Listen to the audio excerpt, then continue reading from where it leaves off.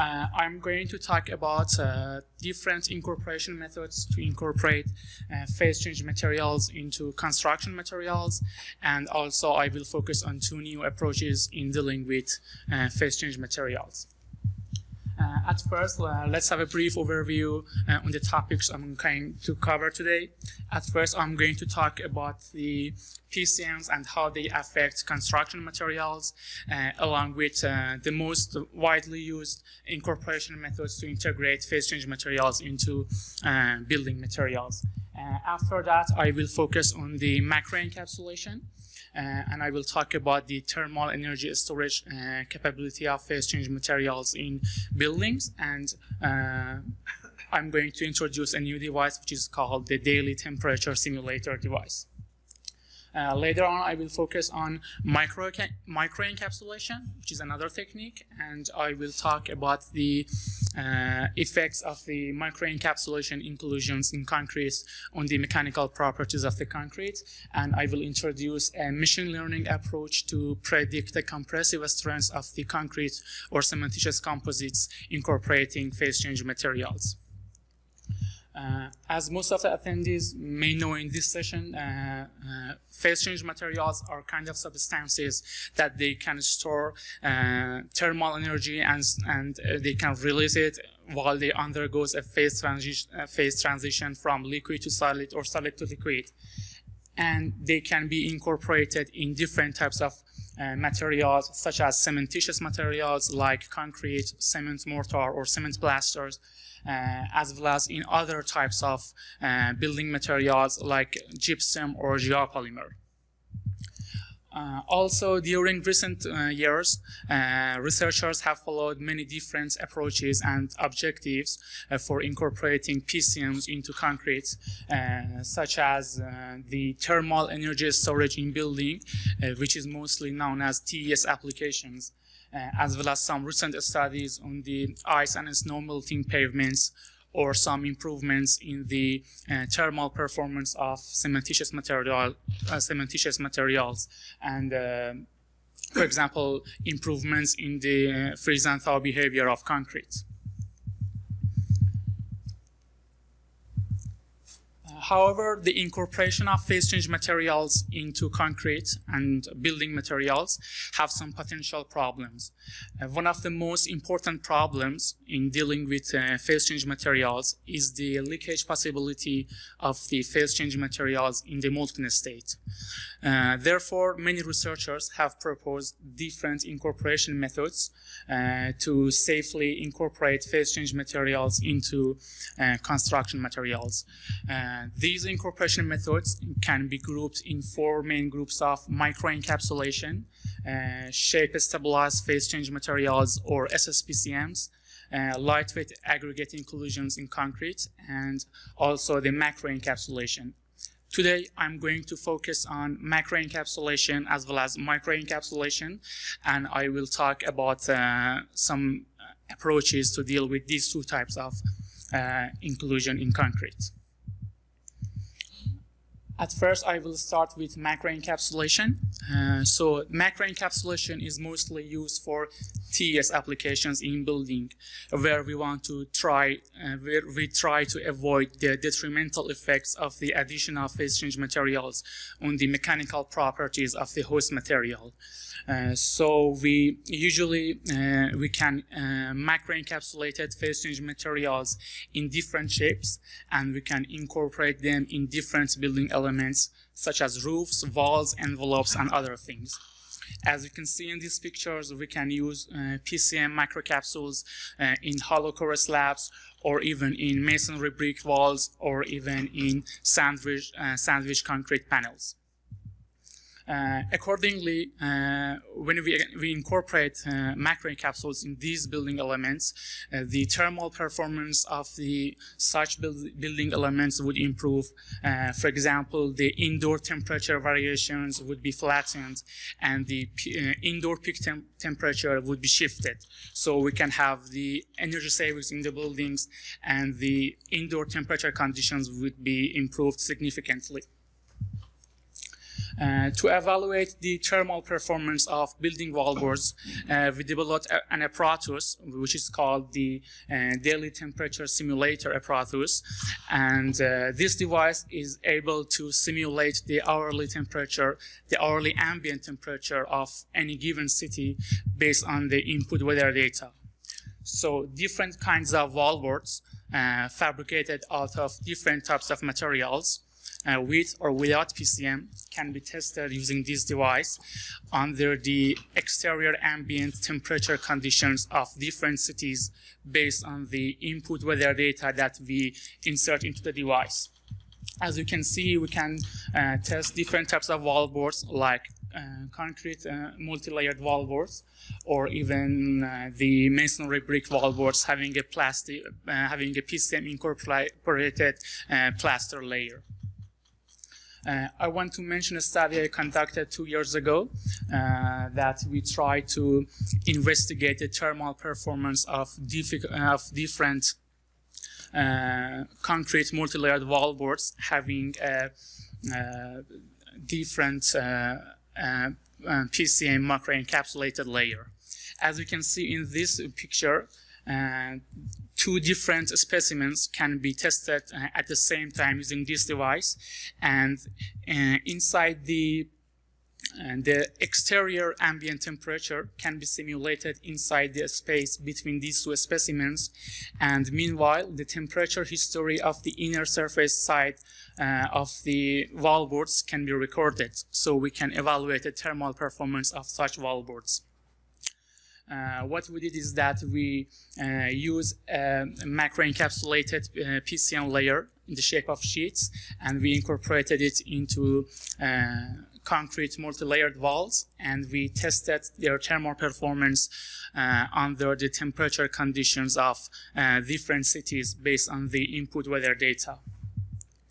As you can see in this graph, this is a type of graph that we can get from the device. As you can see, we have the temperature history profiles of the inner side surface of the wallboards along with the ambient temperature, so we can analyze the thermal performance of the wallboards, and we can see how much the temperature variations are flattened or reduced, or how much the peak temperature is shifted or the peak temperature is reduced.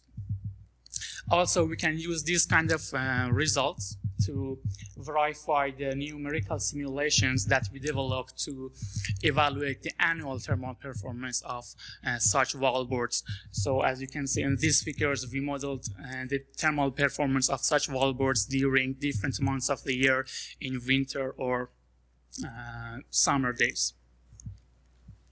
Now I want to move on to PCM macrocapsules. PCM macrocapsules can be added into concrete, and accordingly they will affect the mechanical, the thermal, and as well as the durability properties of the cementitious materials. I want to focus on mechanical properties now, and specifically the compressive strengths of the cementitious composites incorporating phase change materials. Based on the studies conducted in the literature review, the addition of PCM macrocapsules into concrete would decrease the compressive strength of the cementitious materials. Many researchers have introduced many reasons for such accidents, such as the soft inclusion of the PCM macrocapsules, that they cannot provide any mechanical resistance compared to sand or cement, or the interference of the PCM macrocapsules in cement hydration of the concrete. So the compressive strength of such cementitious composites is really affected by the incorporation and the addition of PCM macrocapsules. So it is important to know how it's affected and how much the compressive strength of concrete will be decreased because of the addition of PCM macrocapsules. So what we did is that we applied a machine learning approach to predict the compressive strength of the cementitious materials. So we started to gather the data from the open literature review, and we try to extract the features that other researchers have experimentally investigated in their studies. We try to gather the data consisting of 154 data examples, having 10 different input features. And after that, we applied different machine learning algorithms into that to get the predicted compressive strengths of the cementitious composites. So we use the data for all of the cement composites like cement paste, cement mortar, and cement concrete. So we had different input features. As you can see, the 10 input features we used is the melting temperature and also the latent heat of the PCMs, as well as the PCM dosage in the concrete mix, the cement content and the water to cement ratio, and also the fine and coarse aggregate contents, as well as the superplasticizer content and the age and the temperature of the specimens at the testing time. So these features are the features that were included in the experimental studies conducted by other researchers. So we try to capture these features, and we try to analyze how much these features contribute towards predicting the compressive strengths that we will see later on. Our only output in this model is the compressive strength. So what we did is that we used 4 different machine learning regression algorithms, which are random forest, extra tree, gradient boosting, and extreme gradient boosting regression algorithms. So the story is that decision tree is one of the most popular regression algorithms in machine learning. And the performance of such models, the decision tree, can be improved using some ensemble models. The ensemble models, there are 2 types of ensemble models, which are called boosting and bagging. So the random forest and the extra trees are the bagging examples of the machine learning algorithms and the ensembles, and the gradient boosting and extreme gradient boosting are the boosting examples of the ensemble models. One of the important points when dealing with machine learning approaches is to tune the hyperparameters of each regression algorithm in order to have the highest prediction accuracy. Meanwhile, we avoid the overfitting of the data. So one of the popular techniques to tune the parameters is using k-fold cross-validation. In this study, we use a 5-fold cross-validation along with a stepwise randomized search algorithm to tune the hyperparameters of each algorithm that we are using.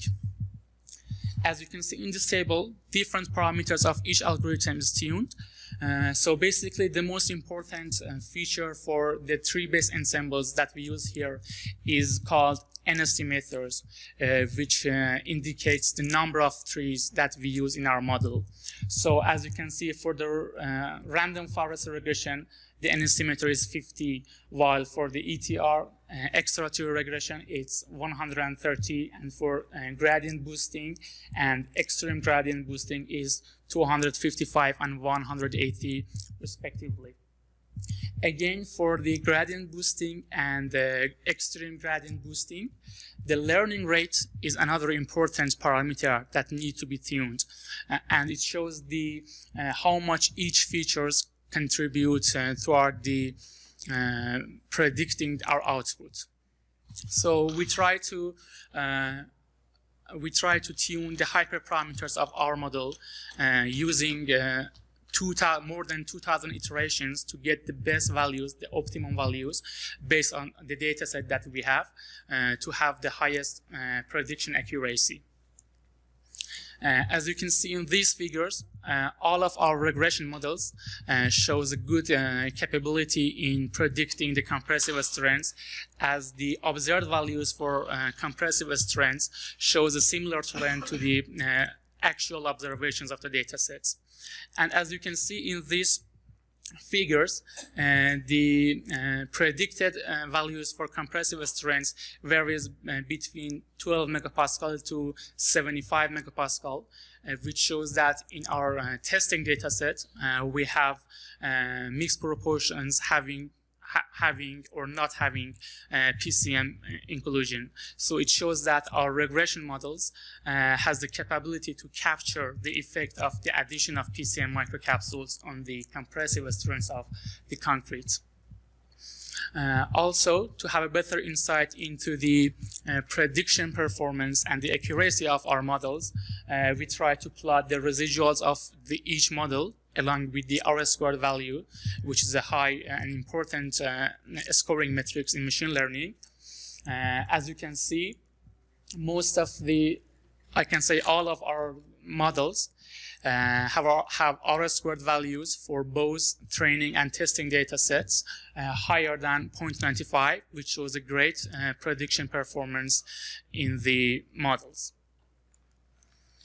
Also, we calculated the different statistical error metrics to evaluate the prediction performance of our models. As you can see, the most important statistical metrics are RMSE value, MAE value, and R-squared value, which RMSE denotes the root mean squared error, and MAE denotes the mean absolute error of the models. So you can see we have very good values for RMSE and MAE values, for example, the RMSE value differ between 2.4 to 3.9 megapascal, which is a really low value and indicates the high prediction accuracy of our model. Among all these four models, the gradient boosting regressor shows a slightly better prediction performance, as the RMSE value is 2.4 and the MAE is 1.75 megapascal, and the R-squared value is 0.97, which is a really high R-squared value for this model. Also, we try to analyze the feature importance of different features that we had in our data set and how much each of them contribute towards predicting the compressive strength of the concrete. As you can see, fine aggregate content has the highest value for feature importance, and after that the PCM dosage, the water to cement ratio, and also the age of a specimen at testing time has the highest values for predicting the compressive strength of cementitious composites. Also, we can see that, for example, the superplasticizer has a very low impact on predicting the compressive strength value. So it can be, for example, deleted from the future data sets, the bigger data sets. And also the effect of fine aggregates is that because we use the mixed proportions for all cement paste, cement mortar, and cement concrete. So the fine aggregate content has an important role in predicting the compressive strength. Also, the age of the specimen at testing time has a high value and high feature importance. So it is because that in our data set we have the compressive strength value at different testing time, like 3 days, 7 days, or 28 days. So again, it has a high impact factor and impact value on our predictions. Just to put it in a nutshell, I want to have a quick review on what I covered today. At first, I tried to introduce some incorporation methods that we try to mitigate the risk of the PCM leakage in the molten state, and then we focus on two different types of incorporation method, which are macro-encapsulation and microencapsulation. So we try to speak about the TES, or thermal energy storage capability of phase change materials in buildings, and also we try to talk about the effect of PCM microcapsules on the compressive strength of cementitious materials. So we use a machine learning technique to predict the compressive strength of such materials incorporating PCM macrocapsules. And we saw that the gradient boosting regression has the best performance compared to other regression models that we use in this study. Thank you for attention. Thanks.